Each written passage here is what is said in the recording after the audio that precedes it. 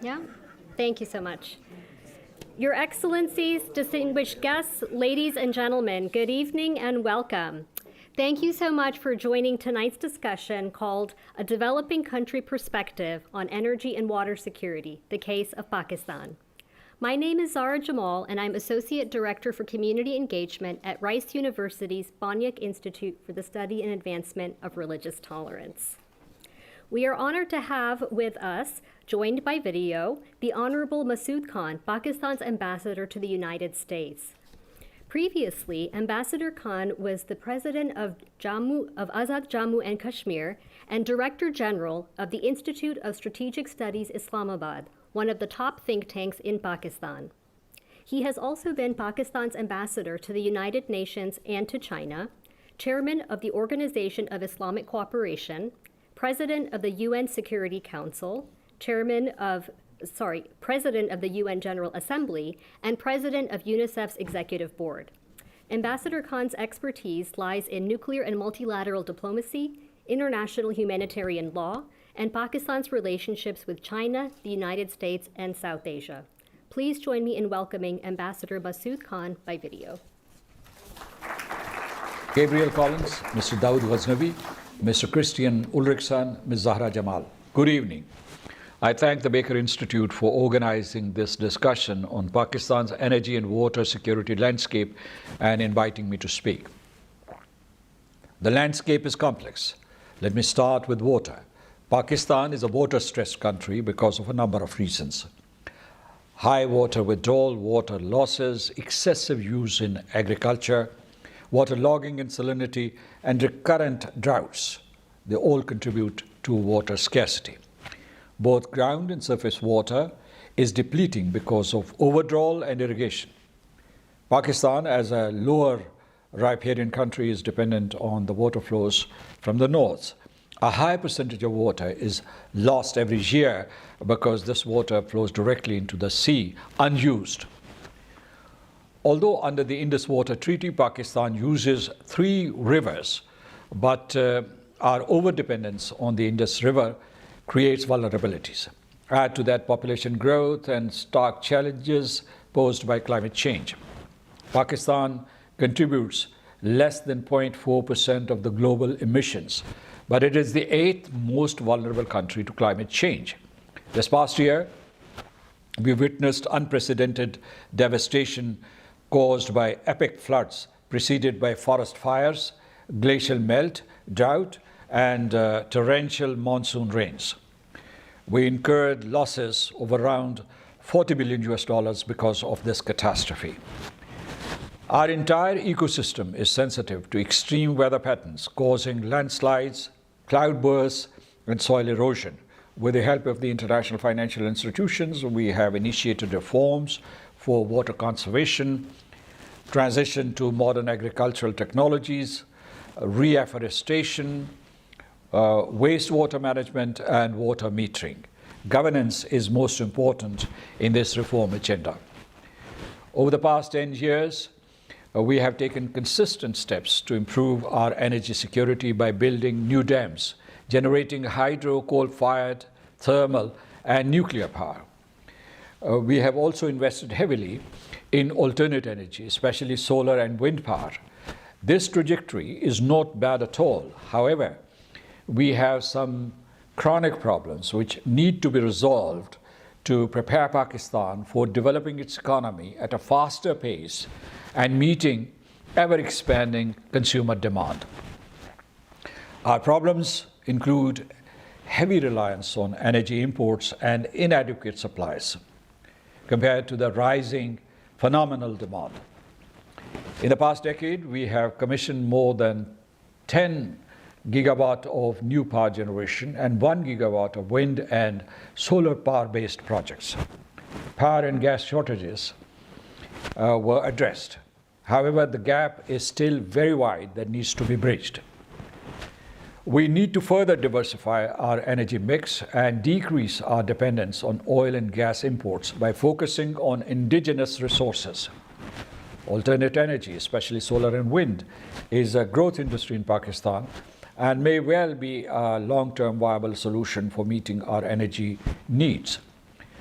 But we can't discard coal mining and coal-based power generation in the near future. A massive transition to renewables will take some time. We also have to upgrade our infrastructure to reduce energy and line losses and streamline governance to make energy supplies more efficient and affordable. Over the years, we have been planning to increase production of alternate energy to mitigate the impact of climate change and to induct green technologies. However, it cannot be a complete switch because transformers and transmission lines and their networks would require more than $100 billion, and we do not have that kind of money. This consciousness has become more acute after the floods last year. We are working closely with the United States to unlock a climate-resilient ecosystem. The recent initiatives, for instance, on Green Alliance and climate-smart agriculture, will benefit farmers and create a framework for conserving water, building small dams, and improving yields of staple crops like wheat, rice, and cotton. We will leverage Pakistan-United States partnership to transition to renewables, improved water conservation, and efficient use of water. The United States has been our partner in the past. In the 1960s, the United States was a symbol of the Green Revolution in Pakistan, which increased the yields of our wheat and rice crops. It also helped us construct dams and generate hydropower. I'll particularly mention Mangla Dam and Tarbela Dam, which even up to this day not only generate power but conserve 10% of all the water flowing through Pakistan. They help reduce flooding and enhance agricultural growth.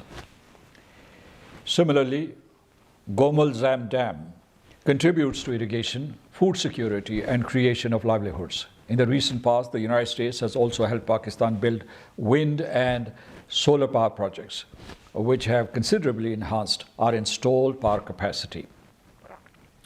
We have embarked on a path to build on these very strong foundations between our two countries. We are working with the United States to improve the efficiency of agricultural sector and water management. What we value most is the growing interest and exposure of the US private sector in these areas, independently and through the US International Development Finance Corporation. In this context, import of US energy and agricultural technologies, as well as US-supported indigenous production of green technologies in Pakistan are of critical importance. We already have a nascent interface with the United States on agri-tech, which is poised to develop further. In addition, we have started work on university-to-university partnerships, especially between agricultural universities. Thankfully, we have a framework for such engagement and cooperation.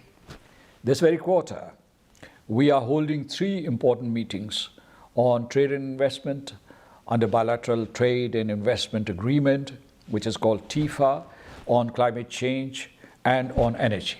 All these dialogue processes will catalyze decision-making for better water management, diversified energy mix, and requisite energy transitions in the future. At COP27, Pakistan played a pivotal role in the creation of a loss and damage fund. We're working with multilateral organizations and institutions to help Pakistan in developing climate-resilient infrastructure and disaster preparedness. This is necessary to save vulnerable countries like Pakistan and to save our planet. Finally, a fair and just distribution of waters under the Indus Water Treaty is key to energy and water security and regional stability. Building a number of dams on the upper riparian parts of the rivers which are under Indian control, this erodes trust and creates myriad crises for Pakistan, which include flooding, droughts, water scarcity, and disruption of energy supplies. The outstanding issues must be resolved quickly and definitively. I thank you.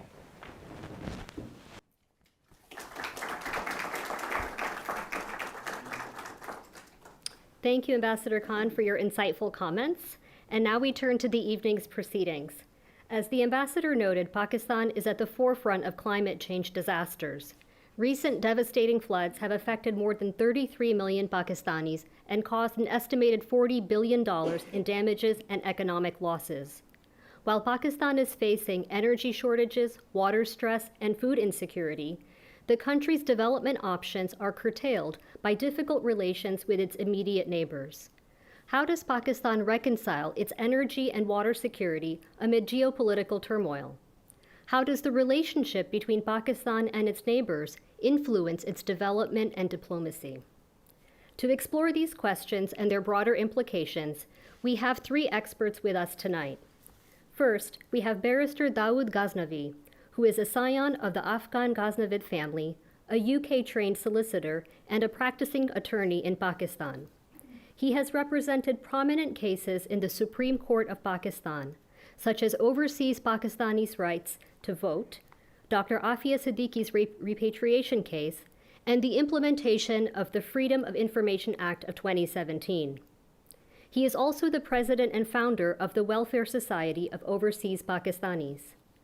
Ghazanavi's books include Overseas Pakistanis' Right to Vote, A Struggle, with a foreword written by Mr. Kristian Khan, recipient of the U.S. Presidential Medal of Freedom, as well as Thinking Ahead, The Role of the Pakistani Diaspora in the 21st Century, which is an Amazon International bestseller, and Afia Unheard, Uncovering the Personal and Legal Mysteries Surrounding the FBI's Most Wanted Woman, which was featured in the Washington Post and the New York Times and favorably reviewed by Noam Chomsky, the Woodrow Wilson Center, and others. Mr. Ghazanavi is joined this evening by Dr. Kristian Coates Ulrichsen, who is a fellow at the Middle East Institute at the Baker Institute. His research traces the changing position of Persian Gulf states in the global order and explores longer-term non-military challenges to regional security. His books include Insecure Gulf, The End of Certainty and the Transition to the Post-Oil Era, in addition to the Gulf States in International Political Economy, as well as the United Arab Emirates, Power, Politics, and Policymaking, and Qatar and the Gulf Crisis. Previously, he was a senior analyst at the Gulf Center for Strategic Studies and co-director of the Kuwait program at the London School of Economics. And finally, we have Mr. Gabriel Collins, who is the Baker Botts Fellow in Energy and Environmental Regulatory Affairs at Baker Institute. Collins researches the legal, environmental, economic, and national security dimensions of the food, water, energy nexus, in addition to unconventional oil and gas development and global commodity markets. He has authored over 100 global commodity reports and publications using Chinese, Russian, Spanish, and other data streams. Previously a practicing attorney and a China analyst in the Department of Defense, Collins is also a co-founder of the China Signpost. Tonight, we'll first hear from Barrister Dawood Ghazanavi, followed by responses from Dr. Coates Ulrichsen and Mr. Collins. I'll then moderate a dialogue with our panelists before turning to audience questions. Please submit your questions via the note cards passed out by my colleagues and provided at the front. With that, let us welcome Barrister Ghazanavi as he takes the floor.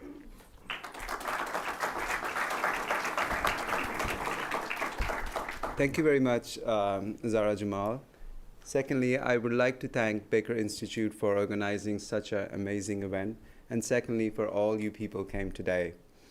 I would like to start this very important subject by explaining myself first, which she has actually. I'm not a government official.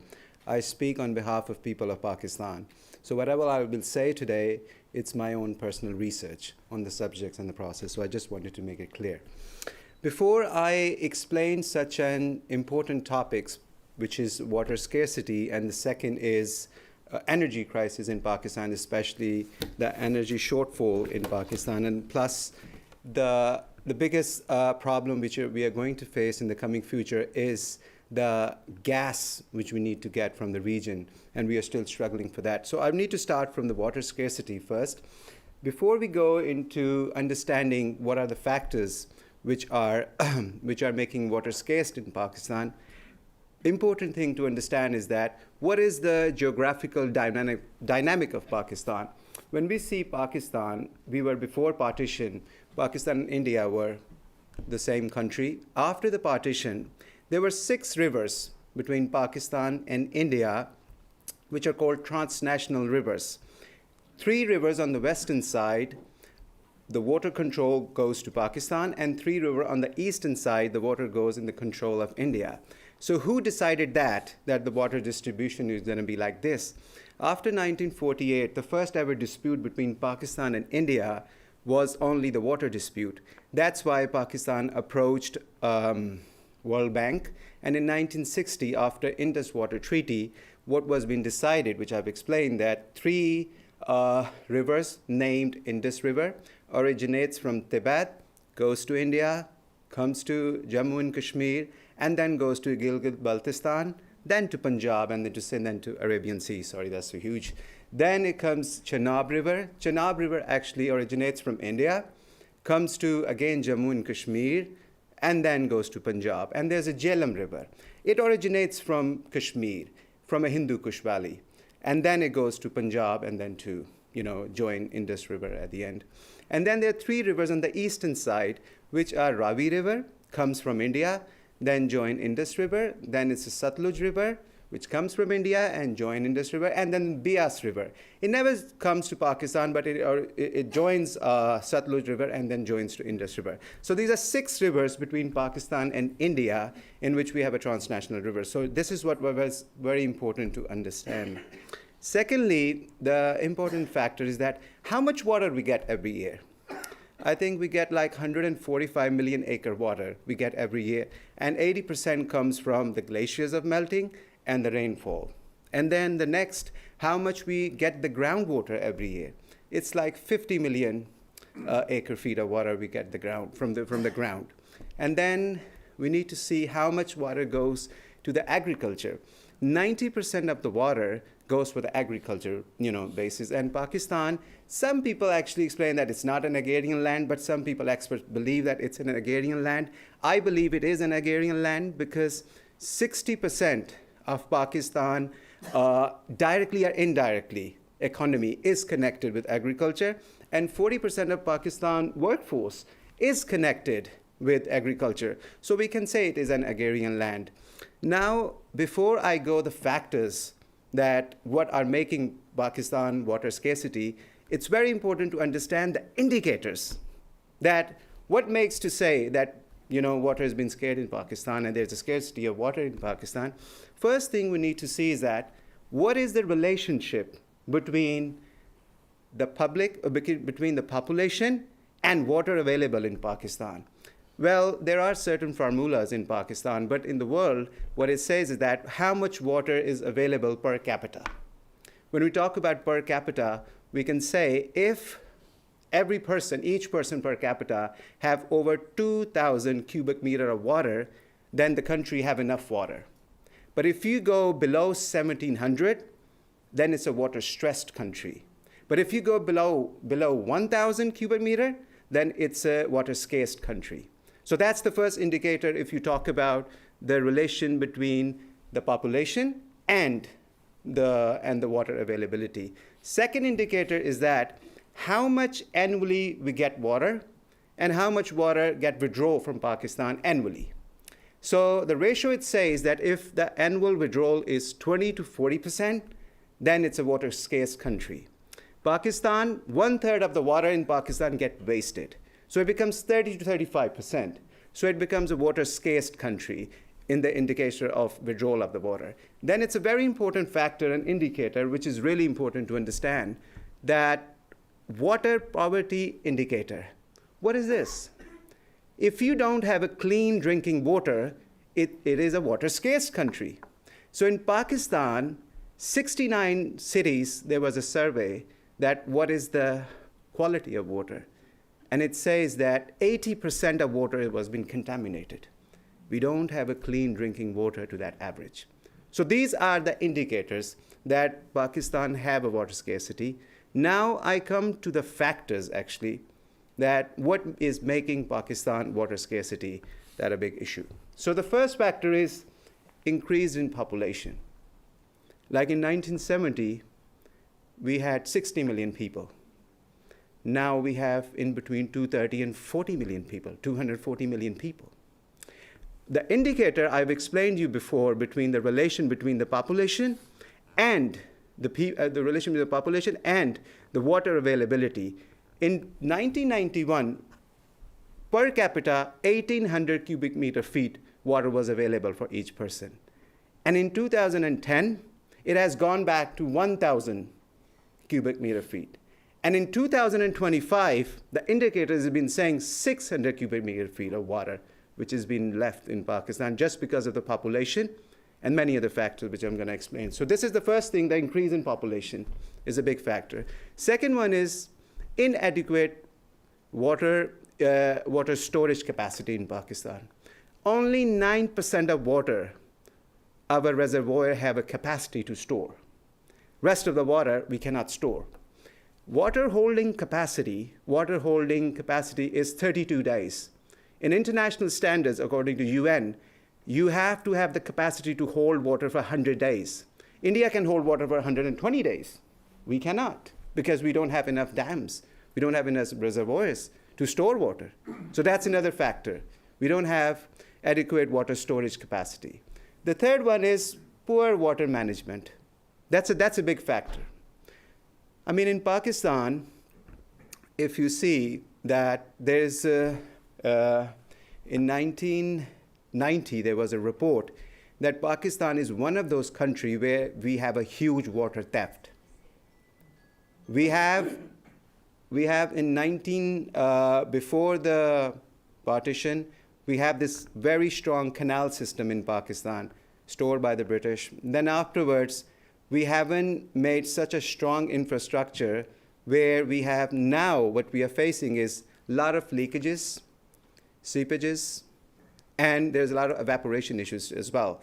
So the water management issue has to be dealt with a lot of many different experts. And the second factor is the kind of crops we are growing. That's one of the other factors. I mean, 90% of the water goes to 4 different crops in Pakistan, which the ambassador have explained, like wheat, rice, cotton, and sugarcane. So this is the crop which is taking a huge amount of water. So this is the water management, poor water management system. And this is really interesting to understand. 1% of water we can only recycle. Industrial water all go to the rivers. There's no system to have a recycling in Pakistan. That's another factor of recycling. So now I come up to the next one, groundwater depletion. Yes, Pakistan and India even is one of those countries. We have 23 million tube wells in the farmlands, and none of them have any meter. There is no scale and there is no accountability, any regulations that how you're gonna evaluate water and how much water they can use. So we are getting so much depletion in water just because we don't have enough water and we don't have any checks to check how much water do we have. And that's one of the biggest reasons of groundwater depletion. Now it comes to climate change.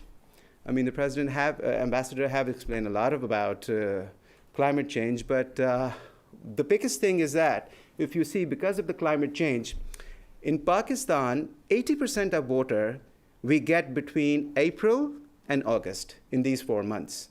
And in these 4 months, you have monsoon season. And what happened in the recent 5-6 years, and what we have last year, a devastation, like a humanitarian crisis of floods, scientists actually predicted this thing to be happen after 30 years from today. But it just happened. You know why? Because the pattern and the time scale of monsoon has been cut down. You get rain when it's not expected. You get droughts when it was never to happen to be. Heat waves.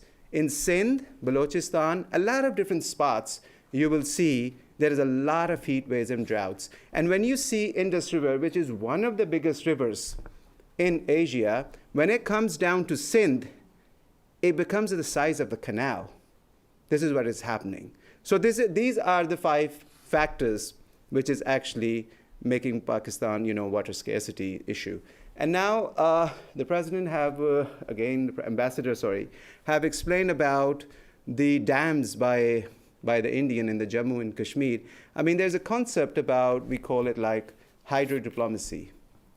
And when we go back to the Indus Water Treaty, you see, which I have explained, on the western rivers, Pakistan have a control, and on the eastern river, India have a control.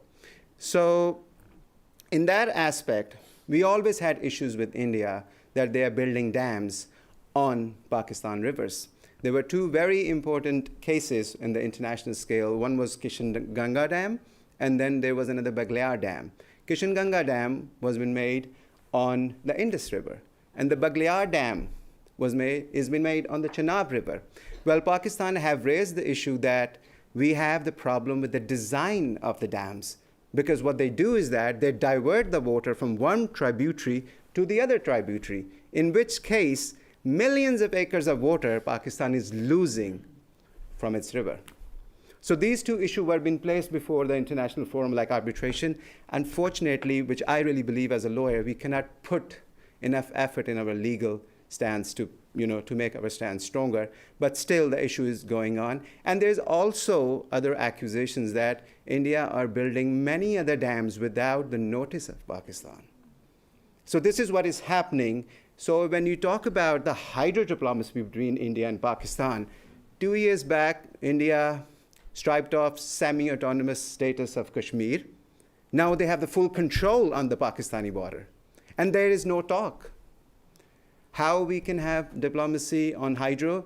Because there's no avenue to talk about. I think United States should have to step in and get the both sides to talk on the water issue, because that's not the issue of countries' national pride. That's an issue of humanitarian crisis, which needs to dress up. So this is the issue of water scarcity. I hope you guys understand about it. Now, I would like to come on the energy crisis.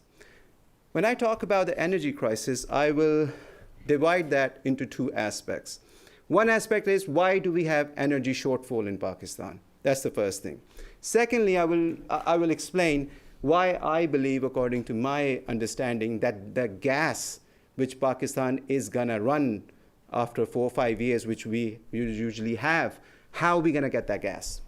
I mean, I have been through all the projects which were been proposed in 1990s, which is Iran-Pakistan gas pipeline, TAPI, Turkmenistan, Afghanistan, Pakistan, and India gas pipeline from Russia, Kazakhstan.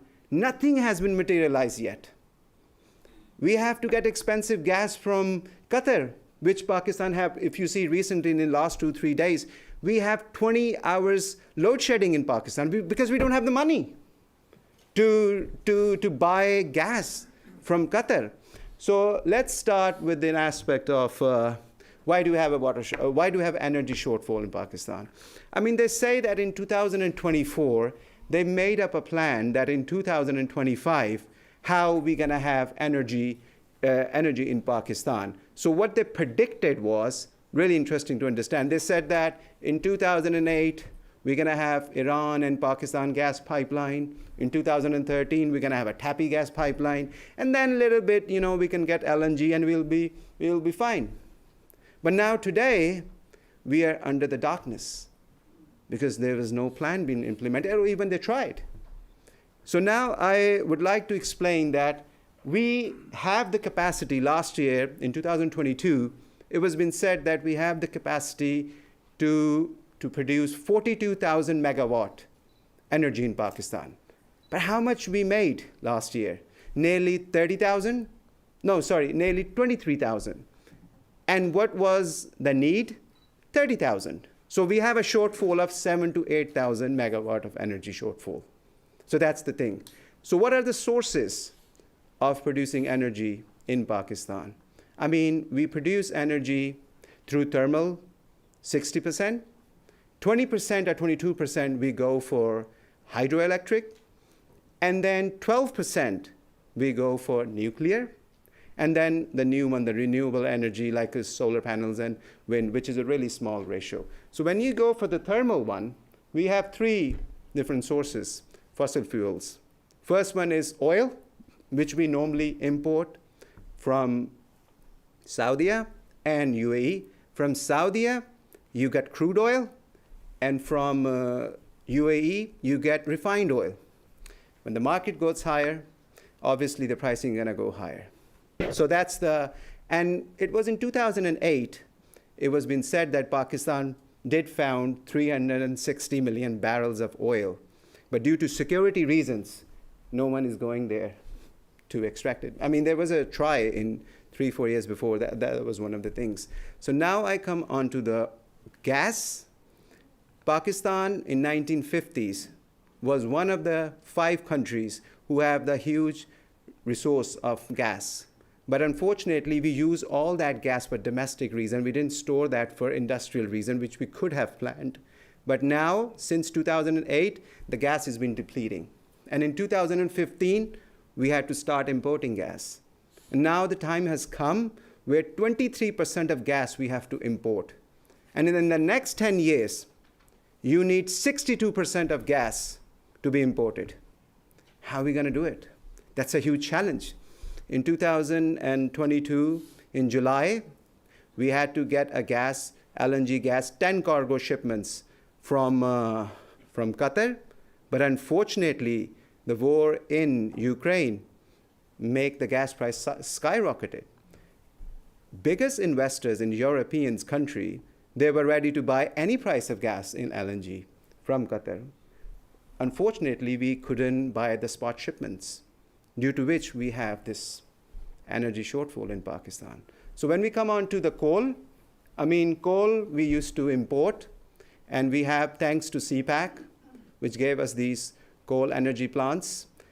But we are really lucky enough that we have discovered coal reserves in Pakistan. So we have some billions of coal in the coming years, and 5 or 6 different energy projects through coal has been done by the Chinese cooperation in CPAC. So coal it'll be helping us, but still again, the climate change issues, how are we going to manage that and how these restrictions are going to help us, this is another issue to look into. Now I would like to come on to the hydroelectric. In 1970, Pakistan's 70% of energy was being held by the hydroelectric power. Since then, we couldn't manage to hold such a huge dams. Like in 2018 and 19, we are starting to build another huge dam, which is called Diamir Basha Dam. We are still in the making of Moman Dam, but still they're going to take next 8 to 10 years to make. And there's another one, Dasu Dam. So this is a renewable energy which needs to be worked on, but we're still in the middle. Nuclear energy, which is cheaper, we are really lucky that we are growing into that. In the last 2 years, 30 to 40% of increase in the nuclear energy, which is a good sign. And when it comes to renewable energy with the solar panel and everything, in 2019, we have a solar panel policy in which we have focused that in 2030, 10,000 megawatt of energy we would like to produce from solar panel and renewable energy. So that's you can see why we have why we have this energy shortfall in Pakistan, because the kind of resources we are relying on and some aspect are happening. Now I would like to come on to this gas issue, which is really, really going to haunt Pakistan in the coming years if we will not be able to handle the issue with the neighboring country, which are rich in gas, but still we are struggling. When I see the 5 different gas pipeline contracts and proposal in the past, I see there are a lot of sanctions-based issues through which Pakistan couldn't grow and couldn't have these gas pipeline issues in the line. In 2004, Pakistan had an agreement with Qatar to have undersea gas pipeline project. But due to the war in Afghanistan, it couldn't happen. It got delayed, and this is what the Pakistan and Qatar gas pipeline issue couldn't materialize. Then we have this Iran and Pakistan gas pipeline. It started in 1995 between Pakistan and Iran. And in 1998, it's interesting that India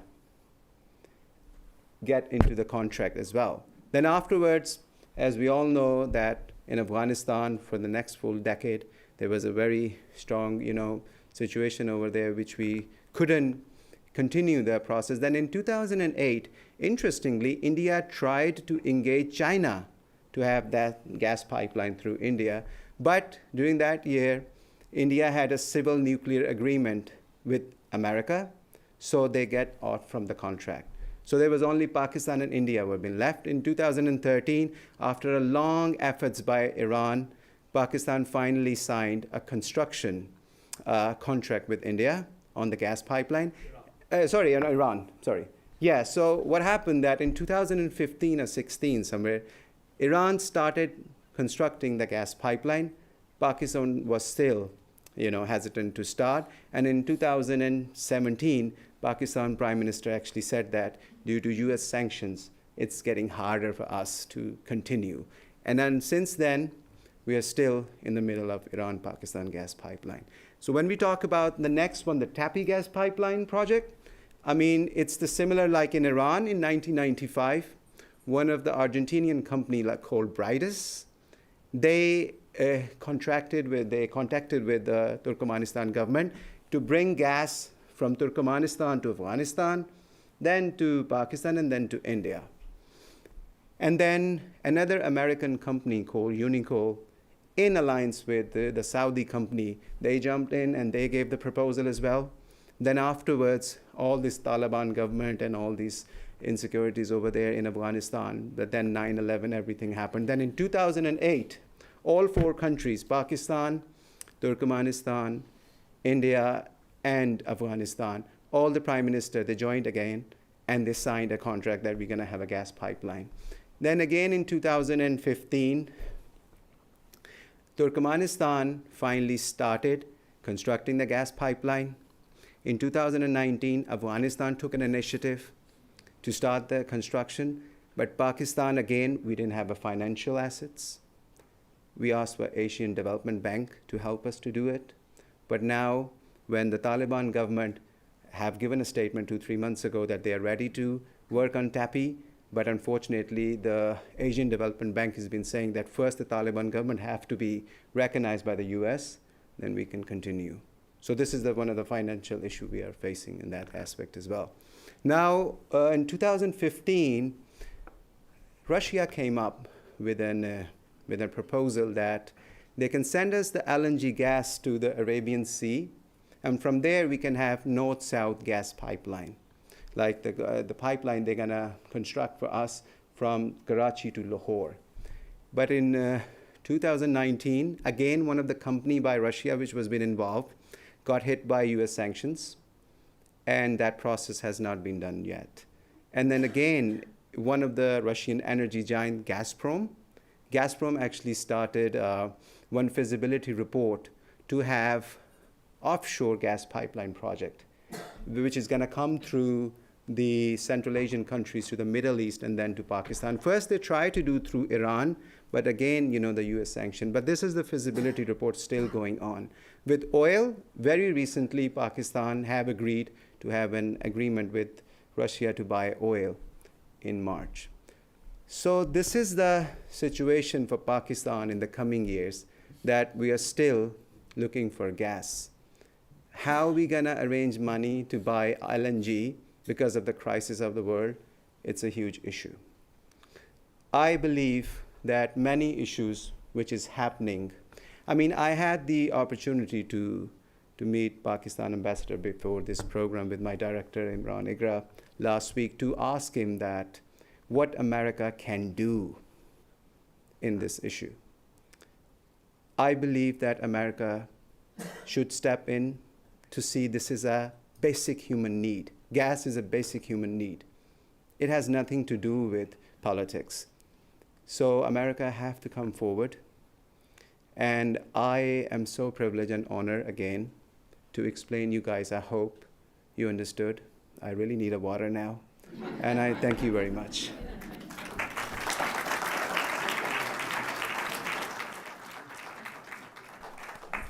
Thank you so much, Dawood, for your cogent analysis and insights. Truly brilliant, and I didn't even see you look at your notes, so I don't know how you did that. We're now going to move to the moderated dialogue portion of the event. So for those of you who do have questions, please write them on your note cards and pass them forward. My colleagues will collect them and pass them along. I'd like to begin, with my fellow panelists here to get your feedback. Kristian, if we could start with you, could you respond to Dawood's remarks? And in doing so, could you shed some light on the Gulf states' shifting energy landscape, which has changed quite a bit in the last year or two, their role in shaping regional and global energy markets, and also whether you see the Gulf states and other OIC members collaborating to address climate, energy, and water crises across the Muslim world? Well, thank you, and thank you, Dawood, for such an excellent overview of all the issues. We've heard so much about the European energy crisis this winter, but it's a really valuable way of illustrating that actually the geopolitical ramifications of the Ukraine-Russia war are felt much more acutely across the world and in countries like Pakistan, which are already stressed and have less resilience to adapt to this situation where spot prices, as you say, have increased significantly. European states have been able to meet their energy demands by, as you say, paying increased rates for LNG from Qatar and from sourcing it from elsewhere. And in a context like in Pakistan, where the foreign exchange reserves are dwindling, the scale and intensity of the post-flood damage is becoming clear, it's very obvious that the full impact of the geopolitical turmoil of the past year is being felt in countries like Pakistan, not in countries in Europe, which, for all the hardships, comparatively speaking, have been able to keep the lights on. Of course, we just saw this week what the scale of the power outages across Pakistan. So I think it's been very useful and valuable to shed light on the very different impact outside a Western-centric focus. So first of all, thank you for that. Dr. Jamal, of course, as you say, the Gulf states are extremely important, not only as major energy producers in their own right, but of course for a country like Pakistan, which historically has gotten a lot of its oil and gas from Saudi Arabia, from the UAE, and from Qatar. Of course, the challenge is that Qatar is expanding its natural gas production by more than 40%. That expansion is two-phased, and the first phase is going to be complete around 2025. The second phase around 2027. So that leaves this gap of 3 winters, 3 years, until all those extra reserves of gas from Qatar come on stream. So the next, we've already had 1 winter. The next 2 winters, I think, will also be moments of critical shortfalls and gaps where countries all over the world will be trying to scramble to secure adequate supplies of gas and other forms of energy. So longer term, through to the late 2020s, there will be some relief, but we have to get to 2025 or 27 first. And of course, Pakistan's experience shows that there could be a lot of hardship before we get to that point. What we are also seeing, I think, in the Gulf is a more hard-nosed approach in the Gulf states to assisting regional and international partners.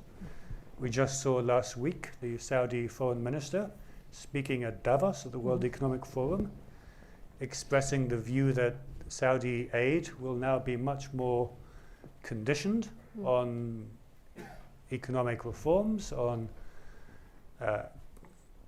targeted and specific measures in recipient countries, and he seemed to indicate that the era of more unconditional grants is coming to an end. And I think that has implications not just for countries like Pakistan, but for Egypt, for Lebanon, for Jordan, and for other countries in the region. If Saudi Arabia especially, but potentially also the UAE, chooses to become much more focused on an investment and conditional approach to providing assistance. That also may become clear over the next couple of years. And then you asked about collaboration on climate, on energy and water issues. Now, of course, Dawood, or the ambassador even mentioned the COP27 and Pakistan's role in loss and damage fund. Well, we do have COP28 taking place in October or November this year in Dubai, in the UAE. And so one would hope that this would be an opportunity for the UAE to try to bring together not just the Gulf, not just the Middle East, but the broader Islamic world on a platform to try to illustrate the fact that the front line of climate disruption will be the world much more than just the developed world, the sort of Europe, North America that has been the focus of so much of the negotiations so far.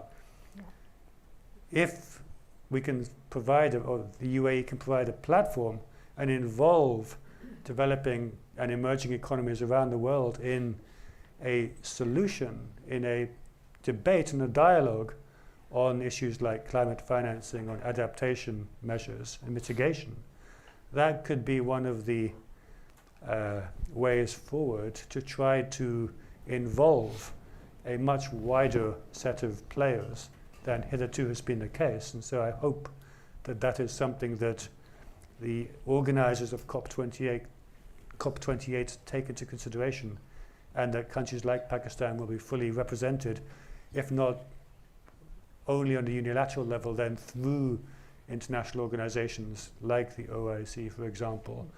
Saudi Arabia has announced the Middle East Green Initiative that Mohammed bin Salman, the Crown Prince, launched in 2021. Well, it would be perhaps good if he could broaden that to an Islamic World Initiative, not just on the Middle East, but at least some of the big focused projects in Saudi Arabia, in the UAE, on renewable, on nuclear, on hydrogen going forward. If there could be a way of involving countries like Pakistan, which clearly have a stake in their success, I hope that would be something that could take place. If I could just ask a follow-up to that brilliant analysis, what would it take for that to happen? Because it sounds like without stopgap measures, we're really looking at the brink of civil war in many of these spaces, if not, mass poverty, starvation, et cetera. And part of my question is, what would be the incentive for the Gulf states to do so, as opposed to, say, extending investments in the Belt and Road Initiative and other kinds of things that might be a bit more lucrative for them? Well, that will always be a trade-off that individual Gulf leaders may decide to take, but Pakistan has always historically been a very important security partner for the Gulf, especially for Saudi Arabia, but also to some extent for all the Gulf states. And if it is obvious that Pakistan faces a series of systemic crises that threaten the internal cohesion of Pakistan itself, that would, by then definition, threaten Pakistan's external role as a provider of some various forms of security to the region as well. Mohammed bin Zayed, the president of the UAE, was in Pakistan just yesterday.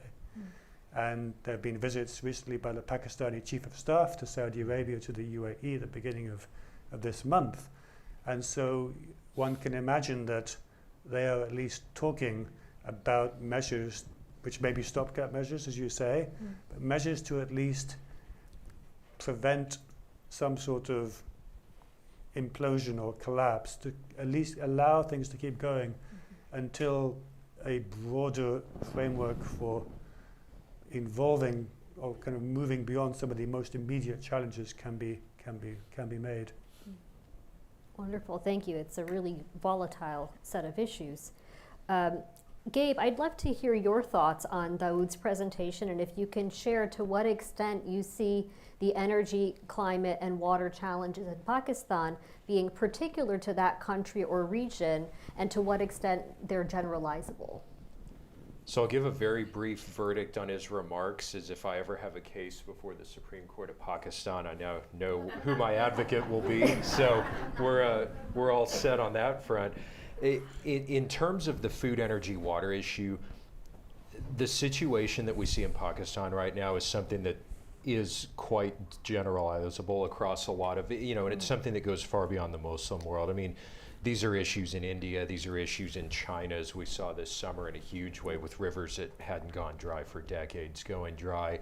It's frankly an issue in many parts of the United States, even here in Texas. I think when you're in an environment that is a little bit economically wealthier, it masks the impacts, at least initially, whereas when you're in a milieu like Pakistan, it shows up instantly, but the dynamics are very similar. So I think there's a lot of scalability, and I think Pakistan, the situation we saw last summer, in many ways is emblematic of a conflict that we see all over the world. And this is something that predated the Ukraine war. The Ukraine war has intensified it, and that is basically the conflict between the need for energy now, addressing energy poverty in many parts of the developing world, whether it's Pakistan, whether it's sub-Saharan Africa, and then energy transition, especially in the way that it's being pushed by Western Europe and, at least in the United States under this political administration, by us as well.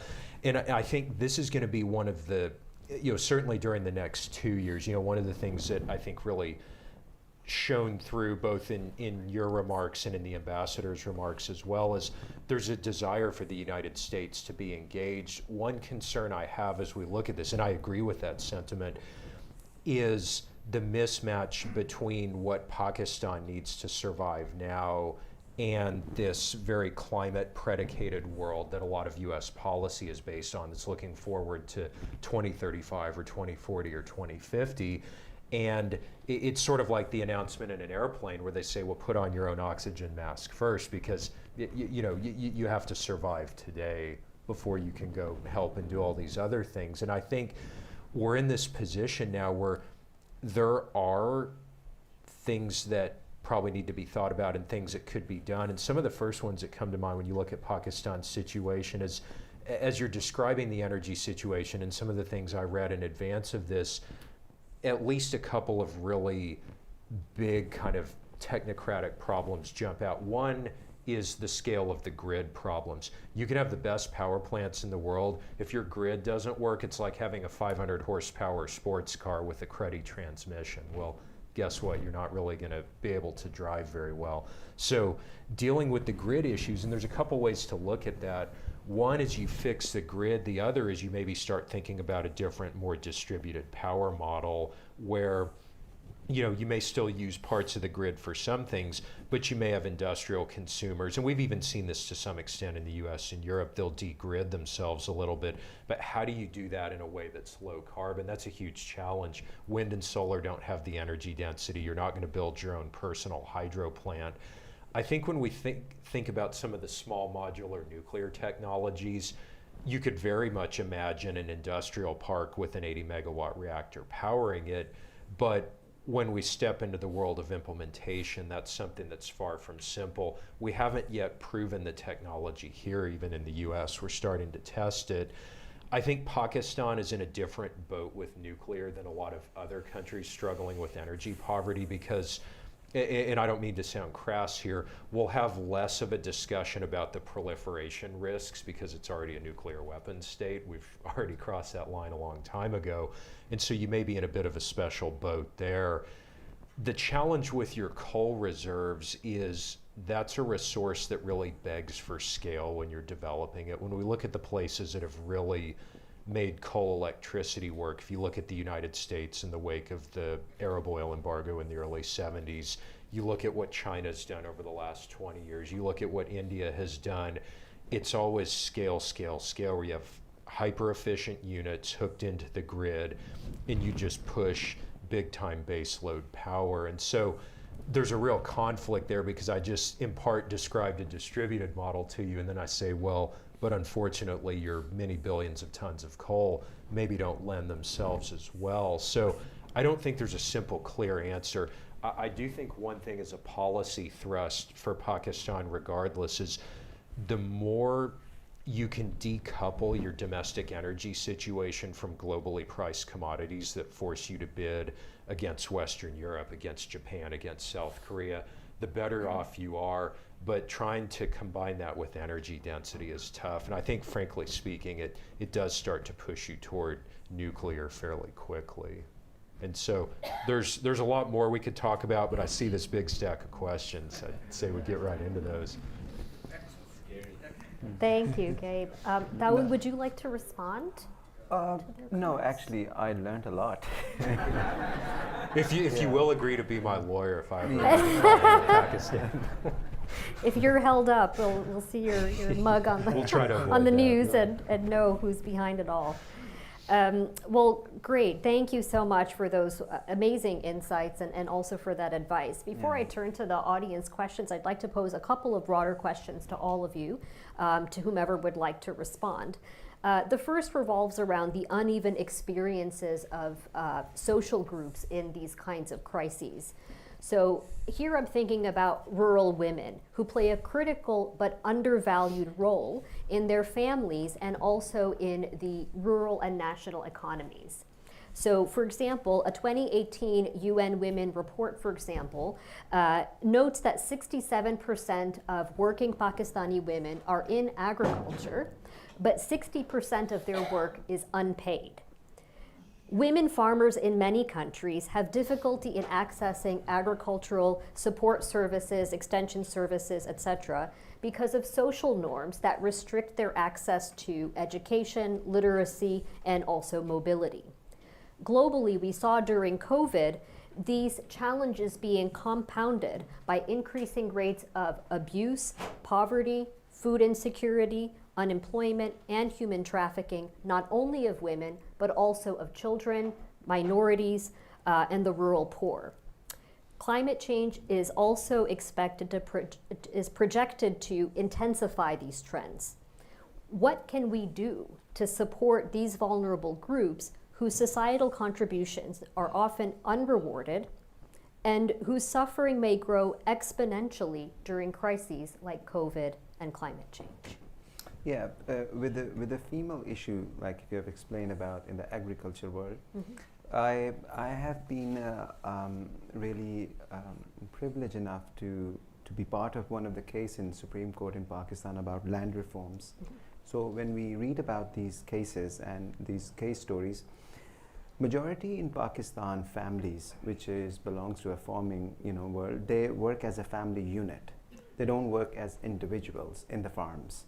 And when you go more in the south of Punjab and in the Sindh, we have mostly a feudalistic society. And over there, people are under debts for so many years. And some people have to get their kids married and they have their dowry under debt. So you have been working for them for years. There is no such laws in place to protect the farming women in Pakistan, and that is very true. And there was some work was about to be going in Punjab Assembly, but it didn't materialize because the government is gone in Punjab. And the second biggest aspect which I can see, because I've studied this issue, that female, the way sometimes it's been portrayed here that the females are not getting paid over there, they do get paid in cash. So when you do get paid in cash, you don't have like your tax returns. So you don't really get in that, tax return average that how many people are getting paid over there. It's under the so table. it does sometimes, exaggerate, the situation too. But the biggest issue which I have faced myself is that I've been through a lot of families when I was doing this case to visit those feudalistic areas, because I never used to believe myself that this is very modern now, Pakistan, this is not happening, because majority of those feudal people are in the parliament. So I thought they are modern and they are not doing it. But practically, generations-wise families are under their clutch and they're still there. And the biggest issue in Supreme Court was that they don't have the right to vote as a free will because they're under their clutches, and this is how they do. So this was the argument. So this is very much true that females are not getting paid in Pakistan as individual entity. There is an issue for that. I think there's a huge, and this is really a broader point about energy abundance, is when you think about where you get the most leverage, where energy has the biggest impact, is when you're at the lowest end of the curve. Like, let's say the standard of life we have here, if you say, okay, you have 20 gallons of gasoline this week, I'll give you 40 next week, you're like, well, okay, great. It doesn't really materially change your life. If you're in a position where you go from basically having no real modern energy services to having something that's available and reliable, that is transformational for you. Women and children are often on the front end of this, and we see this in South Asia, we see this in sub-Saharan Africa, basically anywhere else that there's energy poverty. The other energy poverty angle, and I think particularly if we're talking about women and especially children, that is sometimes underappreciated, is how tight the relationship is between energy and water in terms of waterborne disease burden. I've actually plotted out, and I'll share these images after the talk today, where took all 200 countries I could find data for, and you just look at per capita electricity use per year and waterborne disease mortality, and that curve looks just like this. The sub-Saharan Africa has the toughest end of it. Pakistan is kind of in the middle, and then you have the OECD world up on the high left axis. But when we sort of think about what are baseline principles and motivations for wanting to find creative solutions to these issues, these I think are some of the anchor points you can really hook into. So to me, in some ways, it kind of points to the ways in which the Western world is sort of the creators of many of these challenges, and they're able to mitigate their own challenges, but those on the receiving end, the global South, really are on the losing end throughout. They're the worst impacted, and they don't have mitigation measures. So isn't there some kind of moral culpability here for the global North to sort of support? I'm going to push back slightly, especially since we're in the southern United States. Sure. No. That's fair. No, but it's not for that. What the reason is a lot of rural America was not electrified until the mid-1930s. I think people sometimes think of us as this, sort of perpetual modernist industrialized place. For a lot of the United States, basically life was lived according to the rising and setting of the sun, use an outhouse for the restroom and so forth, almost up until World War II. And so I think there's two ways to look at this. One is you can say, look, you guys went first, and now either A, you need to give us our turn, which is a discussion that arises very quickly when you have the coal question come up, and we've had this. We had a delegation from India before the pandemic, and they were very forthright on the coal question. They said, look, we recognize there's environmental externalities, but we need energy to develop. You guys did the same thing, and now it's our turn. That's a pretty hard one to respond to. I mean, if I'm up on the stand as a lawyer, I'll find a way to respond to it, but do I really feel it deep down in my heart that I'm right? It's a lot harder to convince yourself of that when you're already warm and you're telling someone who's trying to get warm not to follow the same path that you took.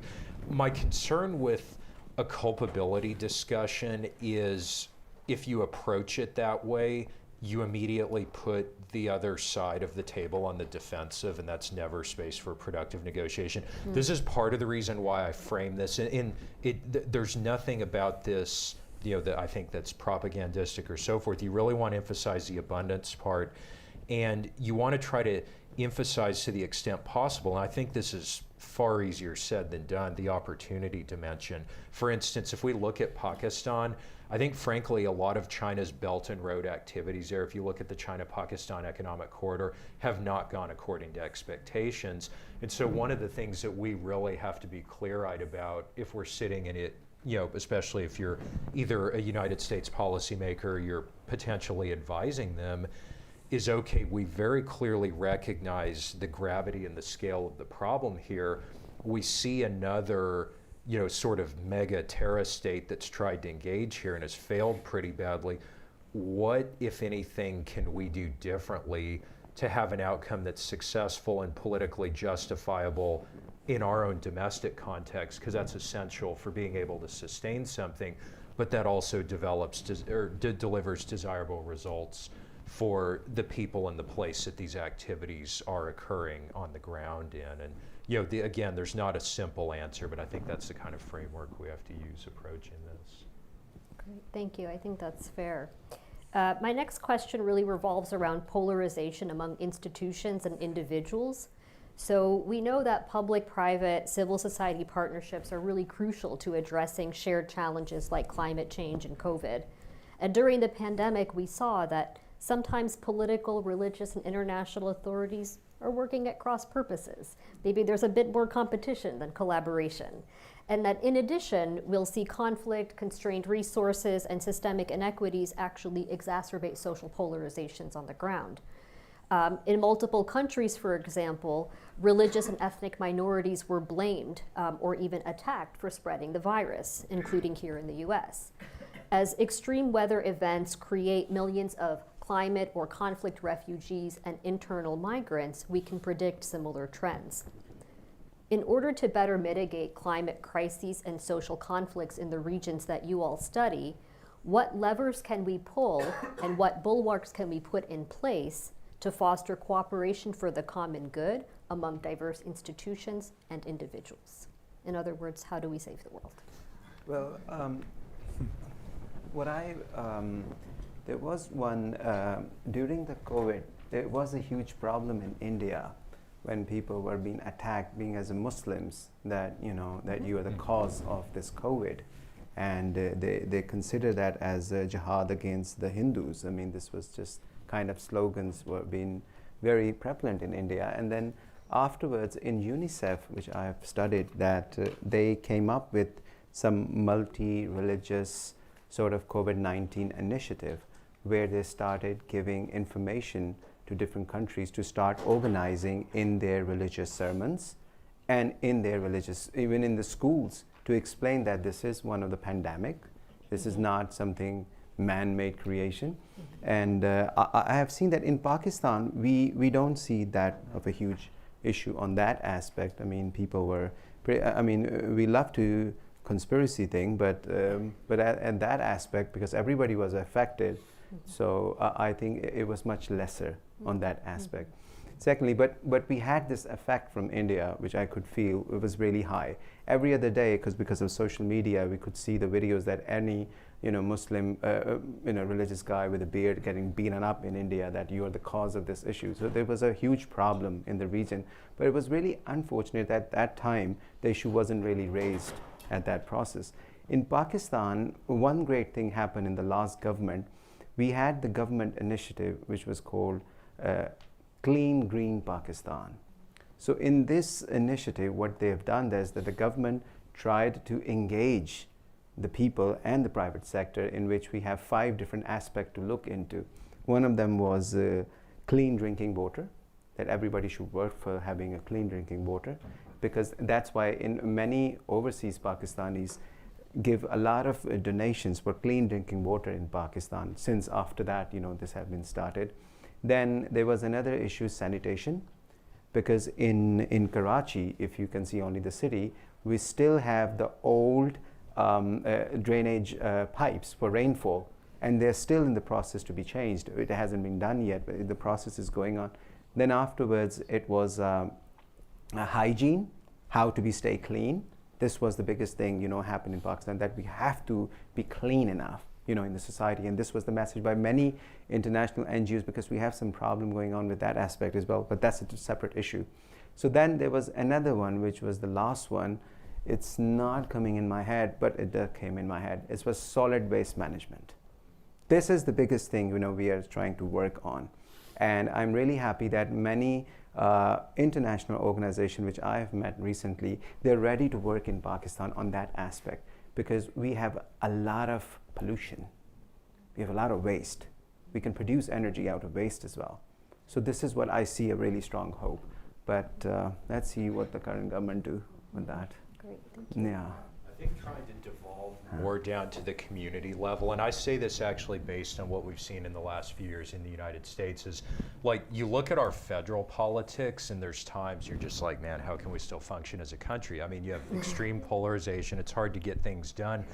I think what you notice in many cases is the further you go down sort of the rungs of the political ladder, the more functional things become. Because if you're at the community level, like, if you guys live 2,000 miles away from me, it's a lot easier for me to demonize you if we have some sort of dispute. If we all live in the same area, we have a much higher degree of accountability. And we also, frankly, have a shared incentive to solve it, because it's not like, well, I'll just go put some mean things on Twitter and then move on. It's like, no, this is a problem that we all live with, and we have to try to find some sort of solution to it.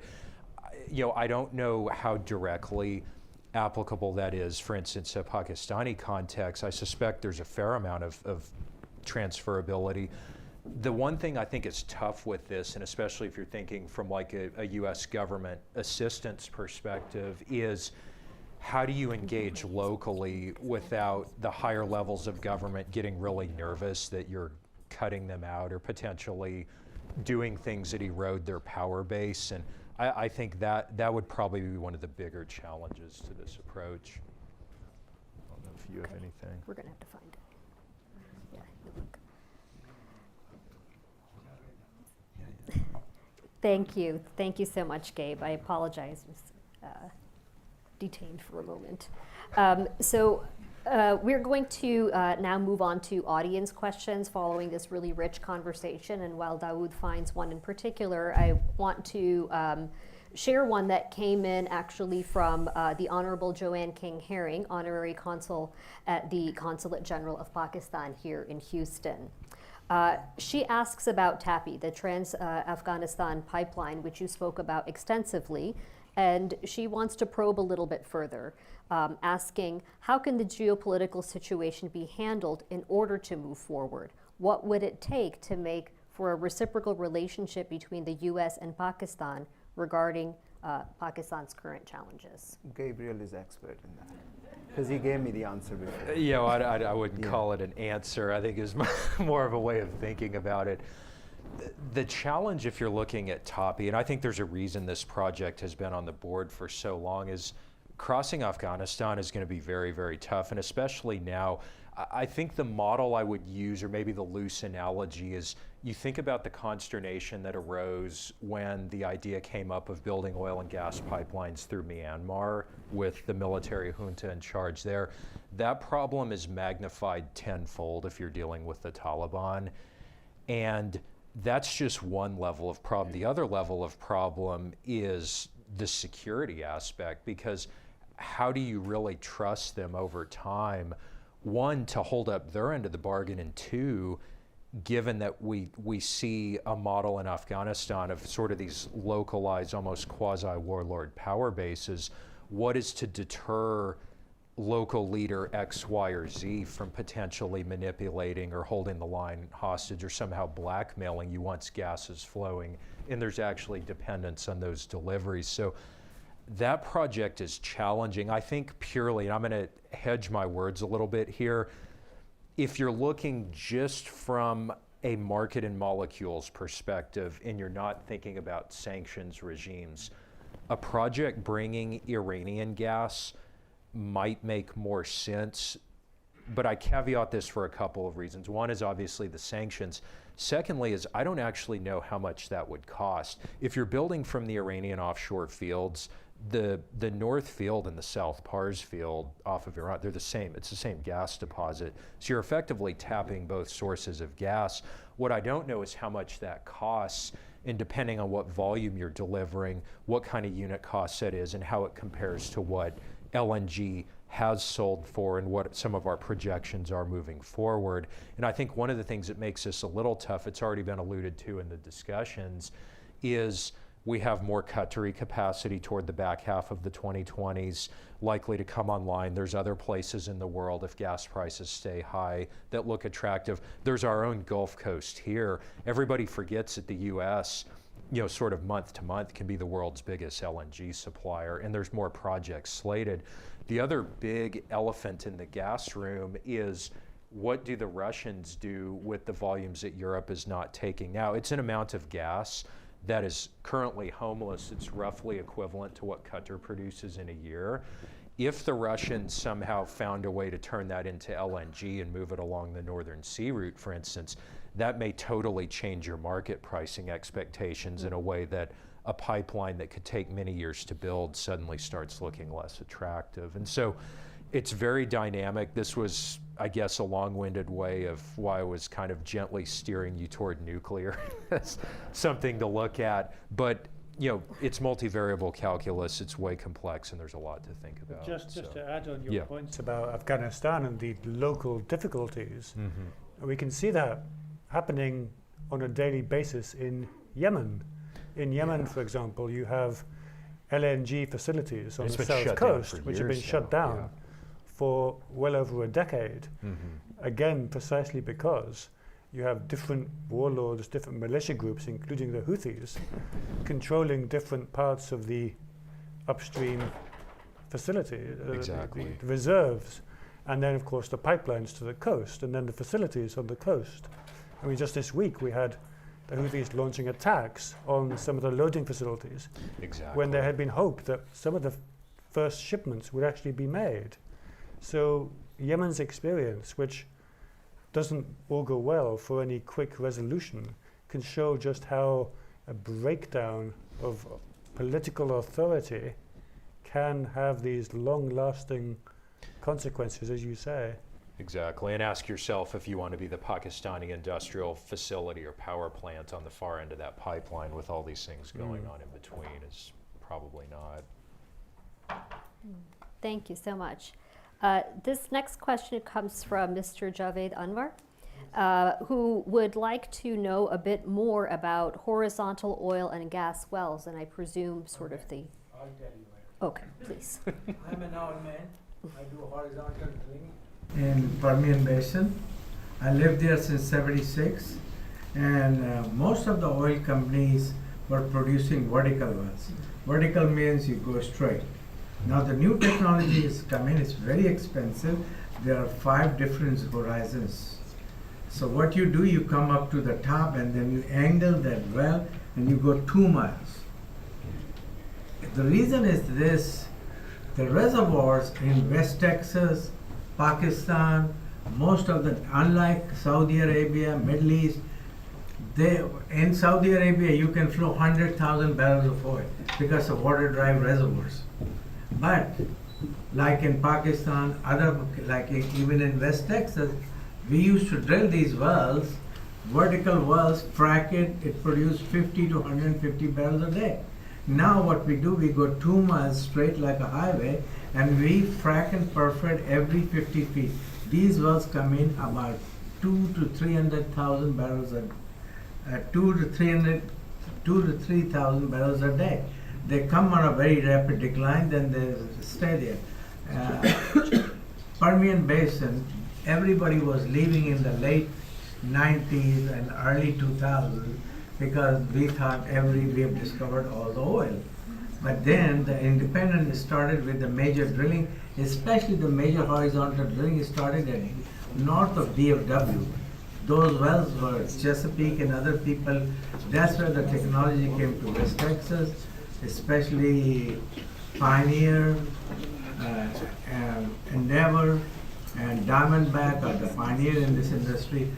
We produce now 5 million barrels of oil per day, along with billions of gas, and that can last for 200 years more.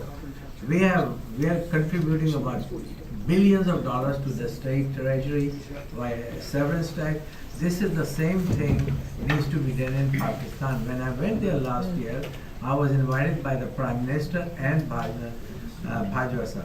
They want me to, we have oil companies and we do this. So he wanted me to, I said, I don't know the geology. You have to understand, oil is in pores, very small pores. And these pores buried under the sea get cemented. And so these oil is in pores cannot move towards the wellbore where the pressure sink is. So what you have to do is frack it, like crack it, the ceiling crack, and then it starts flowing. This is a new technology come in last 15 years. I think so we have a potential to produce more oil than Saudi Arabia and Russian if they allow us to drill all the reservoirs in that area, because we have one major problem is flaring the gas. Biden administration doesn't allow us to flare the gas. They are going to penalize it, so we have to have LNG and all these facilities or gas plants to do that. But I think so that's the solution we need to look in Pakistan, because I was there, but then these political changes came in. Mr. Bajwa said we'll provide the security if you bring, I said I have all people from West Texas, cowboys work for me. They know how to drill it, complete it and all that stuff. But unfortunately things have changed. But I was ready to explore, and I have talked to a few of those reservoir engineering, and also I don't have the core data that, when you drill the well, you take a core, you can study in the microscope. Is it very tight, or is it like Saudi Arabia that can flow oil? Saudi Arabia and Middle East has water dry.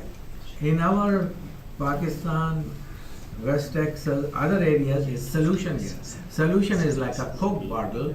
It has got CO2 in it. So if you shake it and let it go, it will hit the ceiling, but few minutes later it will be dead coke.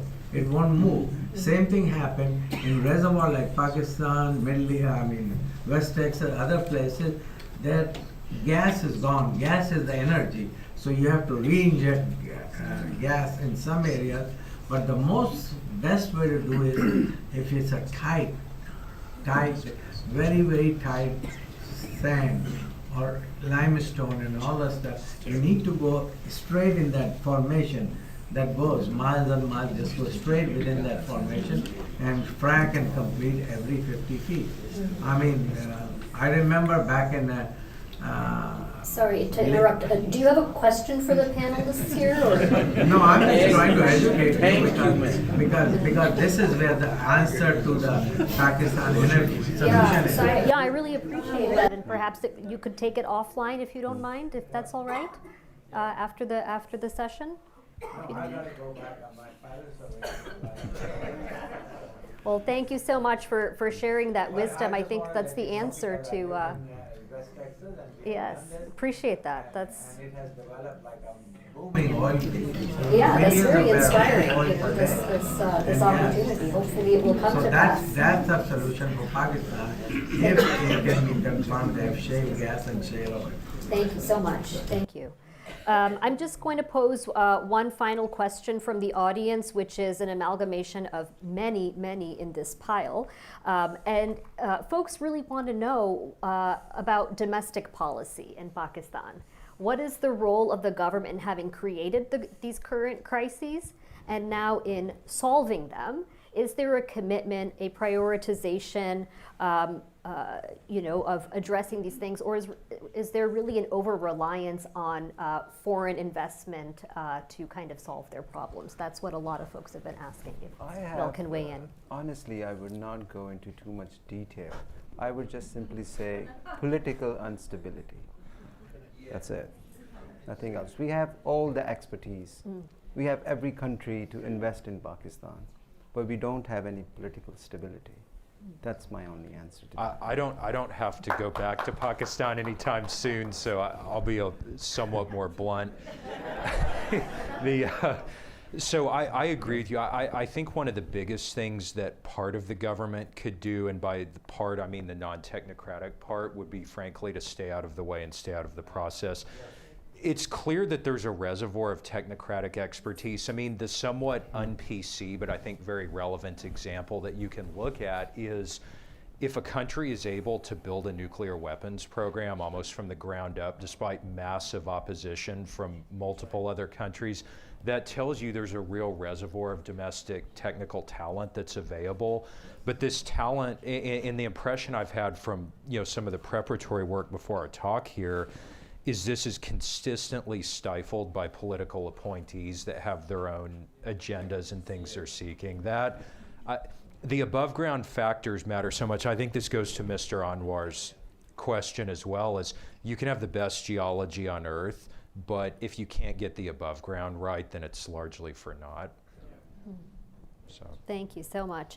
Me once again in thanking our esteemed panelists for sharing their time, their expert analyses, advice on critical issues of climate change. I'd like to also thank and acknowledge Maha Khan for bringing Mr. Dawood Ghazanavi and members of the local community and its leadership tonight. It's really tremendous contribution, Maha, so thank you so much. I'd also like to extend my appreciation to all of you, the audience, for your attention and participation, and for those of you who are joining us by live stream, and to the Baker Institute staff for their support in executing tonight's event. We wish all of you a wonderful evening and a safe journey home. Thank you.